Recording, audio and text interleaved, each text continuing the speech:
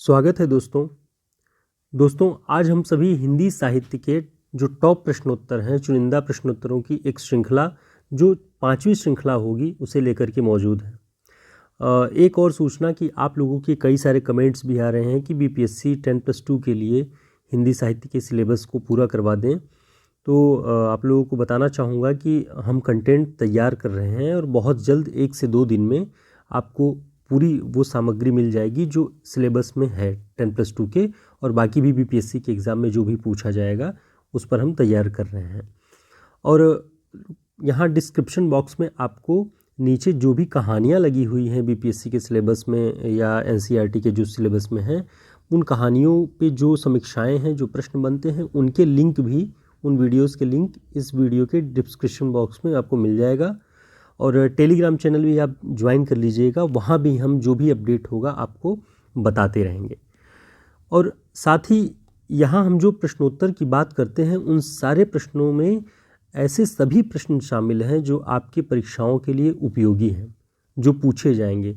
जिन जिन रचनाकारों को आपके पाठ्यक्रम में शामिल किया गया है, लगभग उनसे जुड़े हुए हम सारे प्रश्नों के उत्तर बताने की आपको कोशिश करते हैं, ताकि आपका सिलेबस भी कवर हो और कॉम्पिटिटिव एग्ज़ाम्स के जो क्वेश्चंस होते हैं वो भी तैयार हो जाए। उस दृष्टि से इसे आज कहानी पर आधारित ये श्रृंखला है। शुरुआत करते हैं। हिंदी कहानी का विकास देखते हैं हम कि ये 5 चरणों में हुआ है। पहला चरण प्रेमचंद पूर्व युग, यानी प्रेमचंद से पहले का जो युग था उसमें जो कहानियाँ लिखी जा रही थी, उसका जिक्र 1900 से 1915 तक आता है। दूसरा चरण प्रेमचंद युग के नाम से जाना जाता है, जिसमें प्रेमचंद सक्रिय होते हैं कहानियों में, और उर्दू में और हिंदी में भी उनकी कहानियाँ प्रकाशित होने लगती हैं। 1915 से 1936 तक उनका यह समय चलता है। और इसी दौर में जयशंकर प्रसाद और अलग अलग और कहानीकार, जैनेन्द्र कुमार, इन सब की कहानियाँ भी आती हैं जो कि चर्चा का विषय बनती हैं। तीसरा चरण प्रेमचंदोत्तर युग 1936 से 1955, प्रेमचंद की मृत्यु 1936 में हो जाती है। अंतिम कहानी 1936 में कफन आती है और उसके बाद से कहानी का युग परिवर्तित हो जाता है। तो 1936 से 1955 तक तीसरा चरण है। चौथा चरण 1956 से 1960, नई कहानी का जो एक विचार था, जो आरंभ था, वो 1956 से आरंभ हो गया था और इसका जो पीरियड है बहुत कम रहा, 1960 में यह समाप्त हो जाता है। पांचवा चरण समकालीन कहानी के तौर पर, जिसमें समांतर कहानी, सक्रिय कहानी, अकहानी, इन सब के विचार आपको दिखाई पड़ते हैं, वो 1960 से जारी है अब तक। तो 5 चरणों में हिंदी कहानी का विकास हुआ है, आप इसे ध्यान रखेंगे।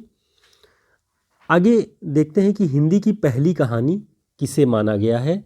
तो आचार्य शुक्ल जी, इंदुमती, जो सन 1900 में प्रकाशित हुई, उसे पहली कहानी मानते हैं और इस कहानी के लेखक थे किशोरीलाल गोस्वामी। बच्चन सिंह के अनुसार प्रणयिनी परिणय हिंदी की पहली कहानी है और ये 1887 ईस्वी में किशोरीलाल गोस्वामी ने ही इसे भी लिखा था। राजेंद्र यादव जी के अनुसार उसने कहा था गुलेरी जी की जो कहानी है वह पहली कहानी है और यह कहानी 1915 ईस्वी में प्रकाशित हुई थी। तो इन कहानियों के लेखक, कहानियों के सन और किस आलोचक ने किस कहानी को पहली कहानी माना है, उसे आप याद रखिएगा। लक्ष्मी नारायण लाल के अनुसार आचार्य रामचंद्र शुक्ल की कहानी 11 वर्ष का समय, जो सन 1903 ईस्वी में प्रकाशित हुई, उसे वे पहली कहानी मानते हैं, लक्ष्मी नारायण लाल। और नई इधर कहानियों में आप देखेंगे तो नामोर जी का नाम आता है कि नामोर सिंह ने पहली कहानी किसे माना है, तो परिंदे कहानी को वे पहली कहानी मानते हैं। प्रश्नोत्तर की शुरुआत करते हैं। पहला प्रश्न है, राजा भोज का सपना कहानी के लेखक कौन है? ऑप्शन है राजा शिव प्रसाद सितारे हिंद, डॉक्टर शिव प्रसाद सिंह, भारतेंदु हरिश्चंद्र, राजा लक्ष्मण सिंह। तो इसका जो सही उत्तर है वह है राजा शिव प्रसाद सितारे हिंद। राजा भोज का सपना राजा शिव प्रसाद सितारे हिंद का। अब हम इस कहानी के बारे में और इसके लेखक के बारे में थोड़ा जानने की कोशिश करते हैं। यह कहानी सन 1856 ईस्वी में लिखी गई। शिव प्रसाद सितारे हिंद का जन्मकाल जो है वो 1823 से 1895 ईस्वी तक है। इनका जो टाइम पीरियड है वो 1900 सन 1900 के पहले ख़त्म हो जाता है, 1823 से 1895। इनकी जो और प्रमुख कहानियाँ हैं जो प्रसिद्ध हैं वह है आलसियों का कोड़ा, इतिहास तिमिरनाशक, वामा मनोरंजन और भूगोल हस्तामलक। सितारे हिंद जी भारतेंदु हरिश्चंद्र के साहित्यिक गुरु थे। तो यह प्रश्न अगर कभी बने कि भारतेंदु हरिश्चंद्र जी के साहित्यिक गुरु कौन थे, तो शिव प्रसाद सितारे हिंद। दोस्तों वीडियो को लाइक कर लीजिएगा और चैनल को सब्सक्राइब भी कर लीजिएगा।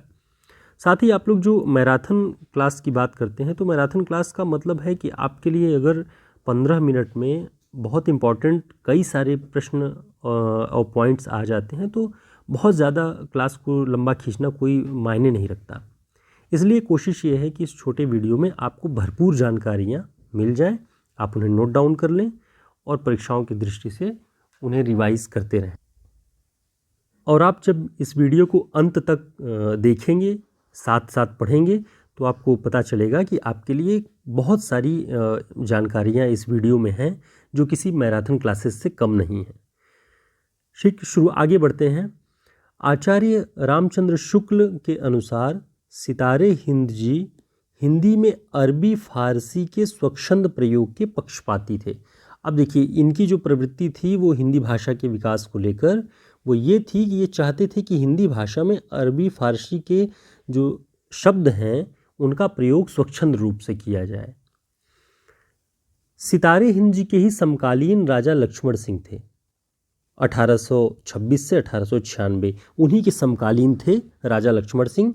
और इनका मानना था कि हिंदी में संस्कृतनिष्ठ शब्दावली का प्रयोग हो, यानी पूरी तरह से हिंदी संस्कृतनिष्ठ हो और उसी संस्कृत को बढ़ावा मिले, उसी शब्दावली का इस्तेमाल हो। तो दोनों के विचार एकदम अलग अलग थे। इन दोनों को आप ध्यान रखिएगा कि अरबी फारसी के स्वच्छंद प्रयोग के पक्षपाती कौन थे? शिव प्रसाद सितारे हिंद। और संस्कृतनिष्ठ हिंदी के पक्षपाती कौन थे? राजा लक्ष्मण सिंह। ठीक, आगे बढ़ते हैं। अगला प्रश्न है, रक्षाबंधन कहानी के लेखक कौन है? बहुत प्रसिद्ध कहानी है। ऑप्शन है चंद्रधर शर्मा गुलेरी, वृंदावन लाल वर्मा, विशंभरनाथ शर्मा कौशिक, इनमें से कोई नहीं। तो इसका जो सही उत्तर है वह है विशंभरनाथ शर्मा कौशिक। कौशिक इनका उपनाम था।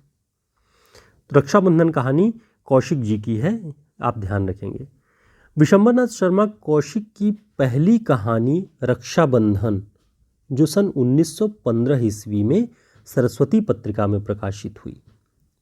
इनकी एक कहानी और भी बहुत प्रसिद्ध है, उसका नाम है ताई।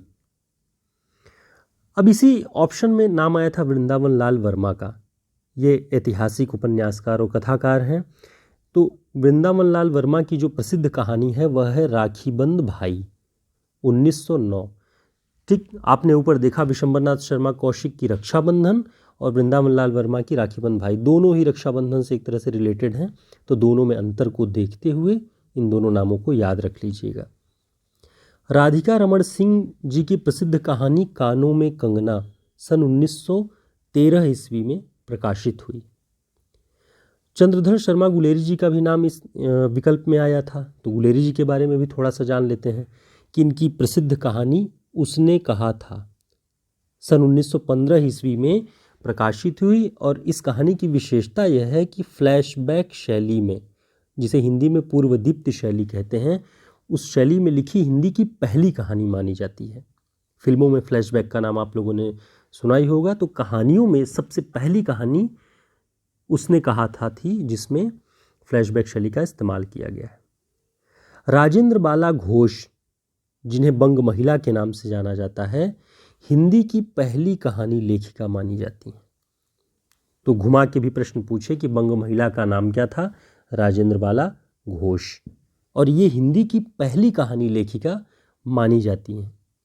इनकी प्रसिद्ध कहानियाँ आप ध्यान रखिएगा। चंद्रदेव से मेरी बातें 1904, कुंभ में छोटी बहू 1906, दुलाई वाली 1907, ये तीनों कहानियाँ इनकी बहुत ही इम्पॉर्टेंट हैं और ये भी कि हिंदी की ये पहली कहानी लेखिका हैं। अगला प्रश्न है, प्रेमचंद की कहानियों की संख्या लगभग कितनी है? ऑप्शन है 200, 300, 400, 500। तो लगभग प्रेमचंद की जो कहानियां हैं वो संख्या में 300 के आसपास है।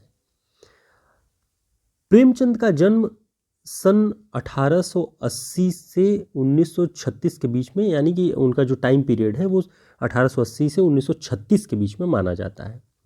इनका मूल नाम धनपत राय और नवाब राय था। उर्दू के लेखक दया नारायण निगम ने इन्हें प्रेमचंद नाम दिया।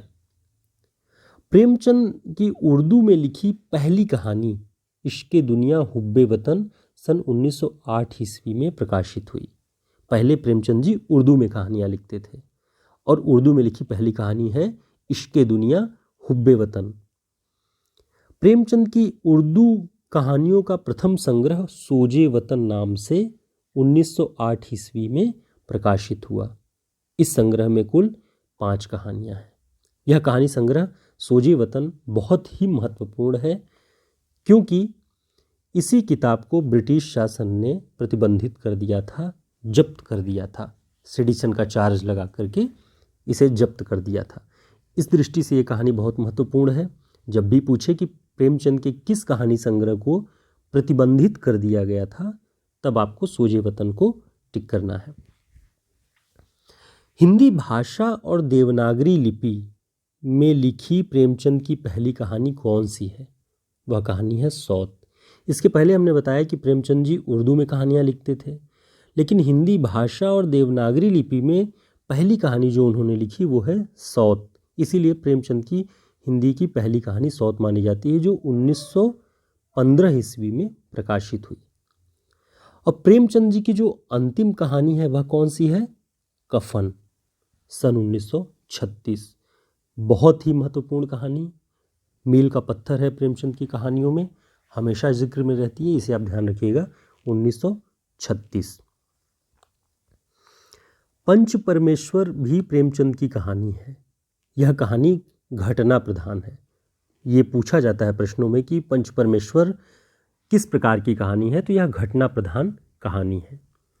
इस कहानी में प्रेमचंद जी ने न्यायप्रियता के उच्च आदर्श को स्थापित किया है कि हमें न्याय में पक्षपात नहीं करना चाहिए, न्याय में हमें सदा ही उच्च आदर्श ध्यान में रखना चाहिए।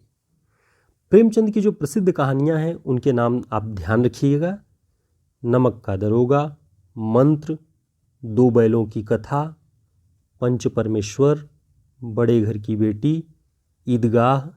ईदगाह आपकी बीपीएससी के सिलेबस में भी है 10+2 में, इस पर हम विस्तृत रूप से बात भी करेंगे। पूस की रात, ठाकुर का कुआं, बड़े भाई साहब, नशा, हार की जीत आदि बहुत सारी कहानियाँ इनकी बहुत प्रसिद्ध हैं। पूस की रात कहानी का जो पात्र है वह है हल्कू और उसके कुत्ते का नाम झबरा। ये कई बार परीक्षाओं में पूछा गया है, इसलिए मैंने इसे यहाँ पर टाइप किया हुआ है। तो पूस की रात कहानी का जो पात्र है, मुख्य पात्र हल्कू और कुत्ते का नाम झबरा। कफन कहानी के पात्र घीसू और माधव रहते हैं, जो बहू की लाश के लिए कफन खरीदने के पैसे से शराब और पूड़ियाँ खा लेते हैं। नमक का दरोगा कहानी भ्रष्टाचार के खिलाफ ईमानदारी की कथा है। तो ये थोड़ा सा आपको इन कहानियों के बारे में जानना चाहिए। अगला प्रश्न है, रोज कहानी के लेखक कौन है? रोज कहानी आपकी बीपीएससी के 10+2 सिलेबस में भी है और असिस्टेंट प्रोफेसर के एग्ज़ाम में भी है, यूजीसी नेट के एग्ज़ाम में भी ये कहानी शामिल है। ऑप्शन है यशपाल, जैनेन्द्र, अज्ञेय और मोहन राकेश। तो रोज कहानी के जो लेखक हैं वो हैं अज्ञेय। इस कहानी के बारे में देखते हैं कि इस कहानी का पहले जो नाम था वो था गैग्रीन।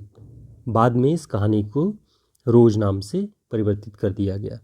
गैग्रीन एक बीमारी होती है जिसमें रोगी के अंगों में जख्म से सड़न होने लगती है और उन्हें काट देना मजबूरी हो जाती है। अज्ञेय जी की एक और कहानी बहुत प्रसिद्ध है, शरणदाता, जो विभाजन की त्रासदी पर लिखी गई है। इनकी कुछ कहानी पुस्तकें जो प्रसिद्ध हैं, विपथगा, परंपरा, कोठरी की बात और शरणार्थी।